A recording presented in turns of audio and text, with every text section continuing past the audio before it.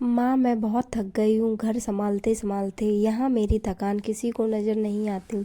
कुछ दिन आराम करना चाहती हूँ। सोच रही हूँ कुछ दिनों के लिए अपने मायके आ जाऊँ। आती हुई अपने बच्चों को भी साथ ले आऊँगी। वे वहीं से स्कूल चले जाएंगे। आखिर एक ही शहर में ससुराल और मायका होने का कुछ तो फ़ायदा मिले। नम्रता ने फ़ोन पर अपनी माँ से कहा। पार्वती जी ने दूसरी तरफ से कहा, हाँ बेटा, जब तेरी इच्छा हो आ जाना। आखिर ये तेरा भी तो घर है। ठीक है माँ, मैं कल ही आ जाऊँगी। नम्रता खुश हो बोली, हाँ बेटा, कल आ जाओ, मैं तुम्हारा इंतज़ार करूँगी। अभी मैं फ़ोन रखती हूँ, मुझे मंदिर भी जाना है। कमला जी ने फ़ोन रख दिया और सीधे किचन में गई। किचन में खाना बना रही बहू से बोली, अरे अनुपमा सुनो, कल तुम्हारी ननद आ रही हैं। आज बाजार जाकर फल सब्जी और मिठाइयाँ लेकर आना। बेचारी मेरी बेटी ससुराल में नौकरों की तरह काम करती है और उस पर कोई ध्यान ही नहीं देता। यहाँ आएगी, कुछ दिन रहेगी तो उसका मन और तबीयत अच्छे रहेंगे।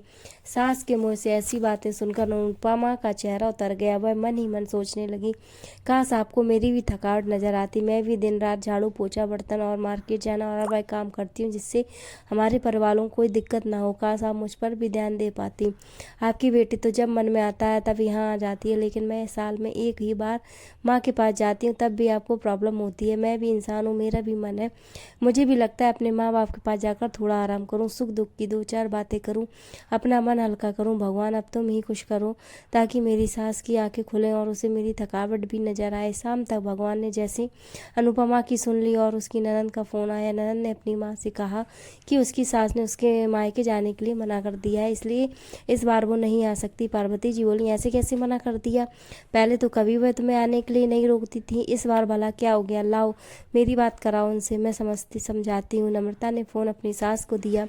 पार्वती जी ने कहा, नमस्कार समधन जी, आपसे कुछ कहना था। समधन जी ने कहा, कहिए। दरअसल नम्रता कल त्योहार है, इसके लिए अपने मायके आना चाहती है, अगर आप उसे भेज दें तो अच्छा रहेगा। नम्रता की सास ने कहा, देखिए समधन जी, आपकी बेटी मायके जा रही है, इस बात के लिए हमने उसे कभी नहीं रोका और बात से हमें कोई प्रॉब्लम है भी नहीं।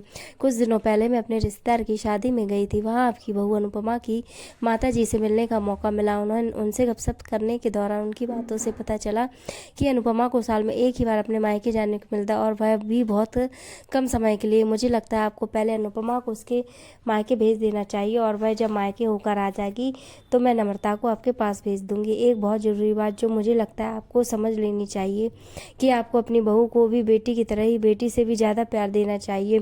उसे भी मायके जाने की इच्छा होती होगी। हो सकता है नम्रता के वहाँ आने से उसकी आवभगत करने के लिए आप उसे उसके मायके नहीं भेजती होंगी, या फिर आपसे कुछ कहने से भी डरती हो। अगर आप उसको घर में ही कैद रखेंगी तो एक दिन ऐसा आएगा जब वह आपके खिलाफ बोलने लगेगी, फिर वह आपकी सुनेगी भी नहीं और जब चाहे तब अपने मायके जाएगी। ऐसी परिस्थिति आए, इससे अच्छा है कि आपको ही कुछ बदलाव अमल में लाए और जिससे आपका रिश्ता और रिश्ते की मिठास खराब ना हो।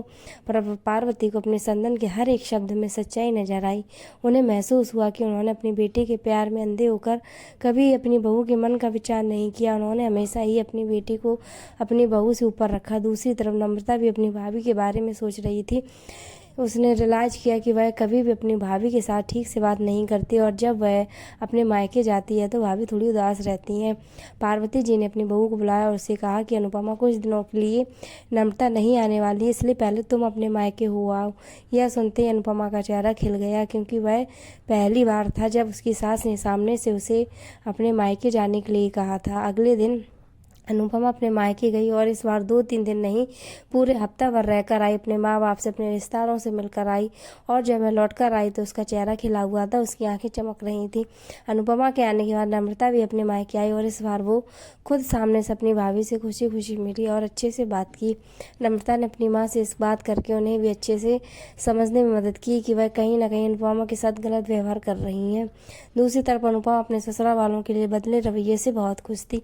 अब वह खुशी खुशी सबका ध्यान रखती और हर काम प्यार से करती। वह ध्यान रखती कि कोई भी ऐसी बात या काम ना करे जिससे घर में तनाव का माहौल पैदा हो।